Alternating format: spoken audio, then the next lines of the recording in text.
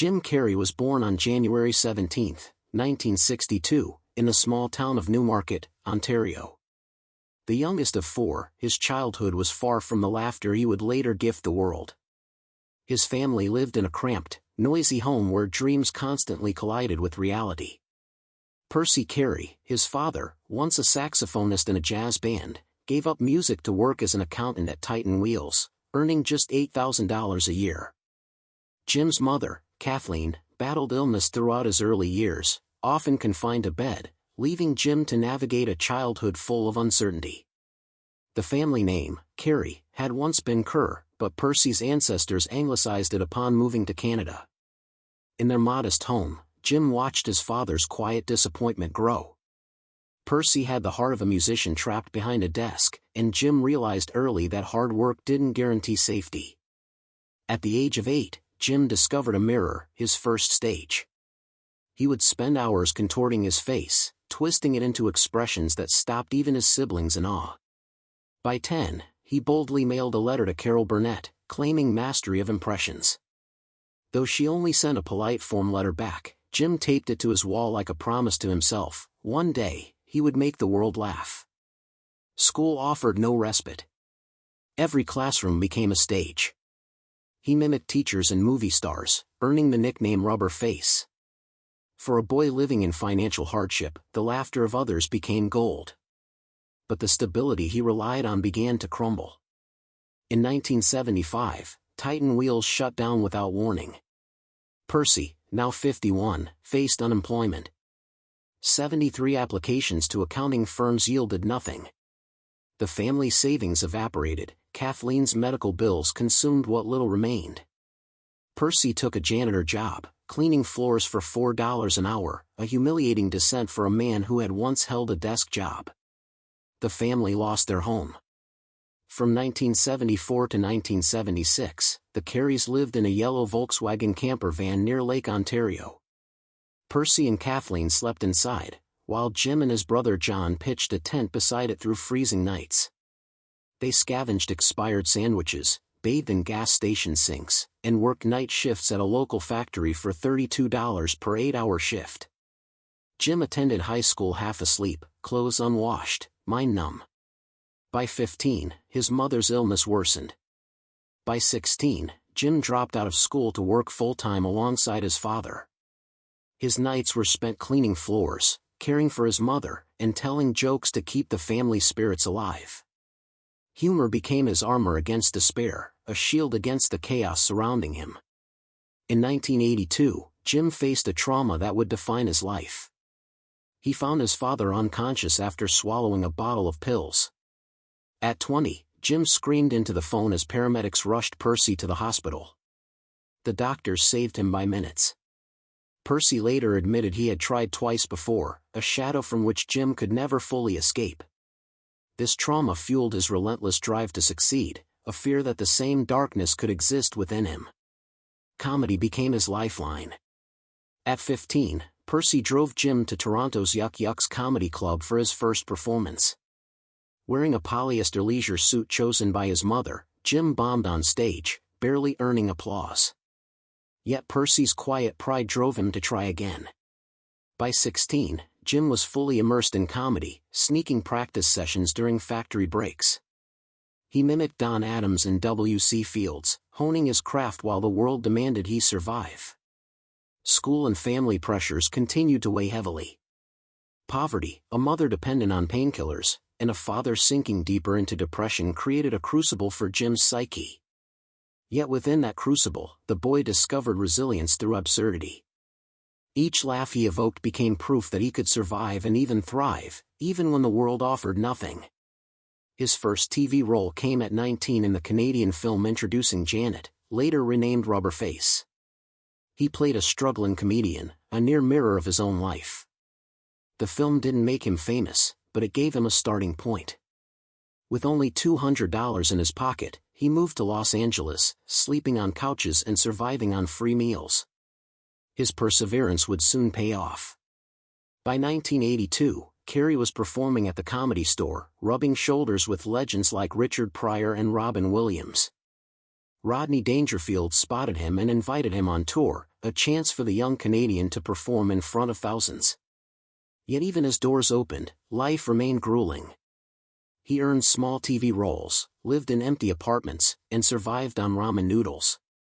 Every rejection left a scar, but each small victory reinforced his belief in his craft.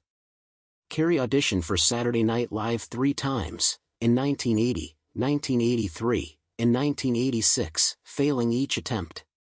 But these rejections taught him to stop copying others and invent his own characters. The failures carved him into someone willing to push boundaries, willing to endure physical and mental pain for comedy. At 17, his first paying set, $20 at the Hoft, confirmed he could earn a living making people laugh. His early years in Los Angeles were a mix of ambition and survival. He faced extreme poverty, exhaustion, and early brushes with substance abuse. Yet humor remained a lifeline, a shield against despair. In 1990, at age 28, Carrey joined In Living Color, a Fox sketch show that would redefine comedy. He didn't just fit in, he exploded onto the screen, creating over 120 sketches across 5 seasons. Characters like Fire Marshal Bill became iconic, combining humor with discomfort, making audiences laugh and squirm simultaneously. Carrey's energy was unmatched, a blend of genius and mania. But the work took a toll. He twisted his ankle during a sketch, constantly changed his weight, and pushed his body to extremes for laughs. Adderall helped him survive long 80-hour weeks, but it also eroded him from within. His marriage with Melissa Walmer fractured under the strain of fame, late nights, and infidelity. By 1995, she filed for divorce, citing his transformation under the glare of stardom.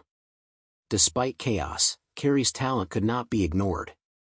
Critics began to recognize his Emmy potential, and the public was enthralled by his manic, unstoppable performances. Television was only the beginning. In 1994, everything changed. Ace Ventura, Pet Detective launched Carrey into stardom. The low-budget film earned $72 million domestically and $17 million worldwide. He improvised almost 40% of his lines, transforming Ace Ventura into a living, breathing chaos machine. Audiences loved it. Studios noticed. The Mask followed the same year, earning $352 million worldwide on an $18 million budget. Carrey endured 12-hour makeup sessions, prosthetics burning his skin, yet the performance revitalized his career and the careers of others, including Cameron Diaz. Dumb and Dumber soon followed, a $17 million production grossing $270 million. Carrey improvised 30% of Lloyd's lines, creating a lasting comedic legacy. Yet fame came at a price. During promo tours and behind the scenes, Carrey faced breakdowns, substance abuse, and lawsuits. Despite massive earnings, from $350,000 for Ace Ventura to $20 million for The Cable Guy, he struggled to maintain balance. Merchandise deals and public adoration could not mask internal chaos. Carrey's ambition extended beyond comedy. The Truman Show demanded total immersion. Storm sequences required 150 takes in a massive artificial ocean. At one point, he nearly drowned. Weeks on set isolated him from family and friends, yet the performance earned a Golden Globe and redefined Carrey as a serious actor. Man on the Moon pushed him further. He lost 40 pounds, studied Kaufman's mannerisms obsessively, and stayed in character off-camera. Danny DeVito pleaded for breaks. Carrey's method approach verged on self-destruction, blending acting with personal agony. In Batman Forever, he brought the Riddler to life, designing 20 unique canes, yet anxiety consumed him, leading to Valium use. Even during blockbusters, mental health remained fragile. Behind the laughter, Carrey wrestled with depression, addiction, and existential doubt. Carrey's personal life was marred by tragedy. In 2015, Katrina White, a former partner, died of a drug overdose, leaving a note implicating Carrey in mental abuse. Legal battles ensued, eventually dismissed, but public scrutiny intensified. His daughter Jane was diagnosed with autism in 2012, creating further strain. By 2018, she distanced herself, criticizing his worldview. Despite billions earned and 2 Golden Globes, Carrey acknowledged fame could not heal internal wounds. He endured therapy, medication, and introspection. Prozac had been a constant since the 1980s, a lifeline for persistent low-level despair. By 2025, he openly discussed mental health, therapy, and the pursuit of genuine peace. In 2017, Carrey stunned the world at Fashion Week, stating "There is no me." He meditated, studied Eckhart Tolle, and embraced Christ consciousness. Painting hundreds of canvases, he expressed forgiveness, peace, and transcendence. Public appearances became rarer, personal fulfillment took precedence over fame. Sonic the Hedgehog, 2020, 2022, 2024, marked his return, not just for money, but for joy and creative magic, even with scripts printed in 24-karat gold ink. Carrey's later career combined commercial success with deep personal growth, a balance between art, wealth, and inner life. By 2025, Jim Carrey's films had grossed over $1 billion. He transformed comedy, pushed acting boundaries, and revealed the toll of fame. Yet he never sought mere wealth. As he once said, everyone should get rich and famous just to learn that it doesn't fix anything. Carrey's peak year, 1994, remains iconic: Ace Ventura, The Mask, and Dumb and Dumber. Yet behind the box office numbers lay exhaustion, pain, and relentless pursuit of authenticity. He showed the world that genius is inseparable from vulnerability. Through struggles with family, addiction, fame, and mental health, Jim Carrey became more than a comic actor. He became a symbol of resilience, reinvention, and the search for inner peace, a man who made millions laugh while carrying unseen burdens. Jim Carrey's story is one of extremes: poverty and fame, joy and despair, comedy and tragedy. He demonstrated that true artistry often comes from pain, that laughter can mask deep suffering, and that the human spirit can endure even the harshest realities. From a small Ontario town to Hollywood superstardom, Carrey's journey reflects the power of determination, the complexity of genius, and the necessity of confronting inner darkness. He is a reminder that behind every smile, there may be a story untold, and that resilience, creativity, and authenticity are the true measures of a life well lived. By 2025, Carrey may have stepped back from constant performance, but his legacy endures. The laughter, the chaos, the brilliance, all testify to a life lived fully, not without pain, but with courage, depth, and relentless humanity. Jim Carrey is more than an actor. He is a testament to the indomitable spirit behind the mask, a man who conquered the impossible while never losing touch with the fragility that makes us human. Even after decades in Hollywood, Jim Carrey never stopped reinventing himself. He understood that fame was fleeting, but creativity could endure. After stepping back from the physical demands of slapstick comedy, he explored new forms of expression. He painted, sculpted, and created large-scale art installations, often reflecting his struggles with identity, spirituality, and society. His paintings, vibrant yet chaotic, mirror the manic energy that once defined his performances. Faces contort and melt into abstract forms, landscapes pulse with life and despair, capturing the duality of a man who has lived in extremes. Carrey once said, "Art is where I find truth without the mask." Through this medium, he could communicate emotions impossible to convey through laughter alone. Simultaneously, he began producing and supporting projects that highlighted human vulnerability, mental health, and social consciousness. He gave talks at schools, universities, and nonprofits, urging audiences to embrace forgiveness, self-reflection, and creativity as tools for healing. By integrating personal pain into public lessons, Carrey transformed his life experience into collective insight, inspiring a generation beyond the cinema screen. By the late 2010s, Jim Carrey's voice extended beyond comedy and art into political and social commentary. He used social media to critique corruption, inequality, and social injustice with sharp wit and unflinching honesty.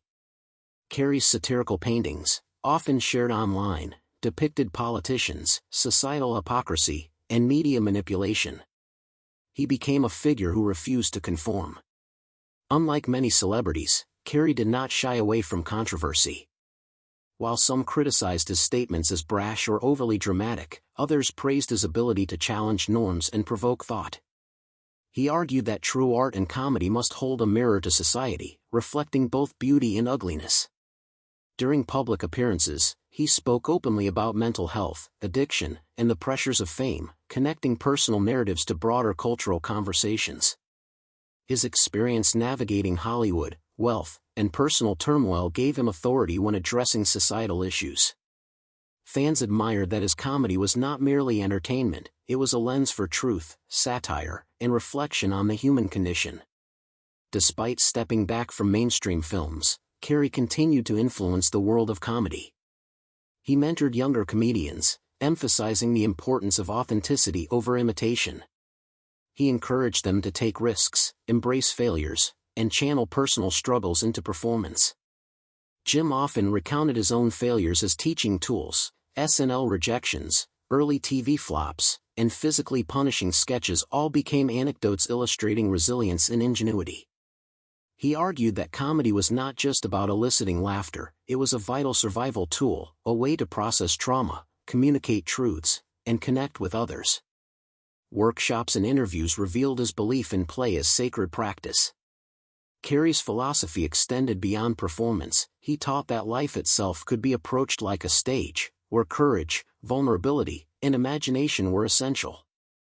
In his later years, Carrey immersed himself in spiritual exploration. Meditation, philosophy, and mindfulness replaced late-night parties and chaotic shoots. He studied Eckhart Tolle, deepened his meditation practice, and explored Christ consciousness through art and teaching. This spiritual journey changed the way he approached fame and success. He no longer sought approval or applause but instead sought presence and awareness. Carrey described a profound shift. I realized happiness isn't a result of achievement. It is the space between thoughts, the surrender to life unfolding. By sharing these insights publicly, Carrey became a bridge between the often harsh world of Hollywood and broader human experience. Fans saw a man who had walked through despair, fame, and chaos, only to emerge with a deep commitment to truth, compassion, and creativity. Carrey's relationship with his family remained complex but meaningful. He reflected often on his father, Percy, whose early hardships shaped Carrey's understanding of resilience. The death of Percy in 2006 marked a pivotal moment. Jim wrote a $10 million check for the funeral, a symbolic gesture showing the circle from hardship to abundance. His daughter, Jane, remained a central figure in his reflections. Their relationship was complicated by autism and distance, but Carrey used the experience to grow in empathy, patience, and understanding. He often cited the importance of family in shaping values, emphasizing that laughter alone could not substitute for love, support, and connection. Carrey's personal life remained private but intentional. Relationships, art, and reflection became the pillars of his later years. He often noted that fame was transient, but human connection and inner peace were lasting. Jim Carrey's career was marked not only by his solo genius but also by collaborations with some of Hollywood's biggest names. He worked alongside stars like Danny DeVito, Jeff Daniels, and Cameron Diaz, often transforming every scene into a live experiment in comedy. Directors like Peter Weir and Michel Gondry pushed him to extremes, knowing he could embody roles with unparalleled physicality and emotional intensity. Yet collaboration came with challenges.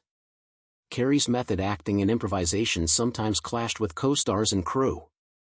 On the set of Man on the Moon, Danny DeVito struggled to keep up with Carrey's immersion in Andy Kaufman's persona, while on The Cable Guy, Matthew Broderick endured scenes that tested his patience to the limit.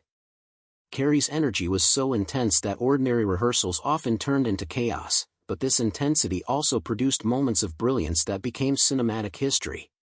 Despite these conflicts, Carrey maintained a deep respect for collaboration. He often credited co-stars and directors for shaping his performances, insisting that comedy and drama were co-created experiences. His willingness to take risks pushed everyone on set to elevate their work, making films more unpredictable, alive, and memorable. In the 2000s and 2010s, Carrey continued to take on challenging and unconventional roles. Films like Eternal Sunshine of the Spotless Mind, Kick-Ass 2, and the Sonic the Hedgehog series showcased a man constantly pushing the boundaries between character and self. Eternal Sunshine demanded emotional vulnerability rather than comedic antics. Carrey admitted the shooting process left him depressed. The rawness of his performance reflected his own inner struggles. He immersed himself fully, often isolating from crew and co-stars to evoke authentic emotion. The result was a career-defining performance that transcended his comedic persona. For Sonic the Hedgehog, 2020, 2022, 2024, Carrey returned to comedy with a twist. He embraced the joy of character while blending it with personal authenticity. Scripts were sometimes printed in gold ink to lure him back, highlighting the respect studios have for his artistry. He meticulously studied motion capture, timing, and vocal nuances, ensuring that even in a family-friendly blockbuster, he imbued the role with energy, improvisation, and humanity. Carrey's personal struggles with depression, anxiety, and substance abuse became central to his later public persona. Having battled low-level despair since the 1980s, Carrey used his experiences to speak openly about mental health, therapy, and self-care. He candidly discussed Prozac, Valium, and other medications, describing how they temporarily managed symptoms but sometimes disconnected him from life. His decision to eventually stop medication highlighted his commitment to feeling fully, even if it included pain. Through interviews, public talks, and social media, Carrey became an advocate for mental health awareness. He emphasized that success and wealth do not equate to happiness, drawing from decades of personal experience. His story became a beacon for fans struggling with depression, demonstrating that it's possible to achieve greatness while acknowledging vulnerability. In recent years, Carrey's focus shifted from Hollywood stardom to spiritual exploration. Meditation, mindfulness, and philosophy replaced chaotic schedules and relentless comedy. He embraced the idea that identity is fluid, famously stating in 2017, "There is no me." His artwork, inspired by Christ consciousness, forgiveness, and self-awareness, became both personal therapy and public statement. Paintings and sculptures explored humanity's duality, the interplay of joy and suffering, and the necessity of surrendering control. Carrey often described his spiritual practice as a way to connect with life beyond ego and performance, a way to find peace amidst chaos. By 2025, Jim Carrey's influence extended far beyond box office numbers. His films grossed over $1 billion, yet his true legacy lies in how he changed comedy and performance art. He demonstrated that humor could carry both light and darkness, that improvisation could reveal character depth, and that vulnerability could coexist with absurdity. Generations of comedians cite Carrey as an inspiration. His willingness to take risks, embrace failure, and merge personal pain with performance reshaped Hollywood's understanding of comedic genius. He also paved the way for more honest discussions around mental health in the entertainment industry, showing that fame does not immunize one from struggle. Carrey's peak year, 1994, exemplifies his cultural significance. Ace Ventura, The Mask, and Dumb and Dumber defined a generation's humor.